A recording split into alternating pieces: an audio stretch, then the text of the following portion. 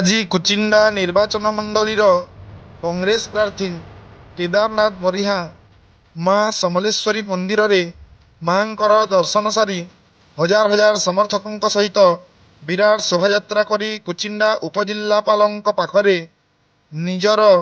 ନାମାଙ୍କନ ପତ୍ର ଦାଖଲ କଲେ ଏବଂ ଏହି ଶୋଭାଯାତ୍ରାରେ ଲୋକସଭା ପ୍ରାର୍ଥୀ ନଗେନ୍ଦ୍ର ପ୍ରଧାନଙ୍କ ସହିତ ଆମ୍ ଆଦମୀ ପାର୍ଟିର ବରିଷ୍ଠ ନେତାଗଣ ଉପସ୍ଥିତ ଥିବାର ଦେଖିବାକୁ ମିଳିଥିଲା। ଦେଖନ୍ତୁ ଆମେ ଆମର ସମସ୍ତଙ୍କୁ ଧରିକି ଆଜି ଆମେ ନମିନେସନ୍ ଫାଇଲ୍ କଲୁ ଏବଂ ଯେହେତୁ ଜାତୀୟ ସ୍ତରରେ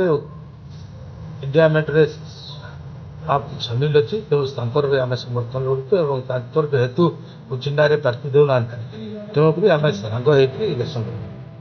ବିଜୟ ନେଇ କେତେ ଆଶା ଲାଗେ? ନିଶ୍ଚିତ ଆମେ ପରିଶ୍ରମ କରିବୁ ଏବଂ ଲୋକ ଆମକୁ ସମର୍ଥନ କରୁଛି ତେଣୁ ଆମେ ନିଶ୍ଚିତ ଅଛି ଯେ ଆମେ ବିଜୟ ଲାଭ କ'ଣ ମୁଦ୍ରାରେ ଆମେ ପରିଶ୍ରମ କରିବୁ? ଆମେ ଘର ଘର ଯାଇକିରି ଲୋକଙ୍କୁ କଂଗ୍ରେସର 5 ନ୍ୟାୟ 25 ଗ୍ୟାରେଣ୍ଟି ବାବଦରେ ବିଶେଷ ଭାବରେ ଆଲୋଚନା କରିବୁ ଏବଂ ଭାବୁଛୁ ଲୋକ ଆମକୁ ଜାତୀୟ ସ୍ତରରେ ଯୋଉ ମେଣ୍ଟ ହେଇଛି ବହୁତ ଜାଗାରେ ମେଣ୍ଟ ହେଇଛି ସିପିଆଇ ସିପିଏମ୍ ଅନ୍ୟାନ୍ୟ ଦଳମାନେ ସବୁ ବିଭିନ୍ନ ଜାଗାରେ ମେଣ୍ଟ ହେଇନି ଟିଏମସିର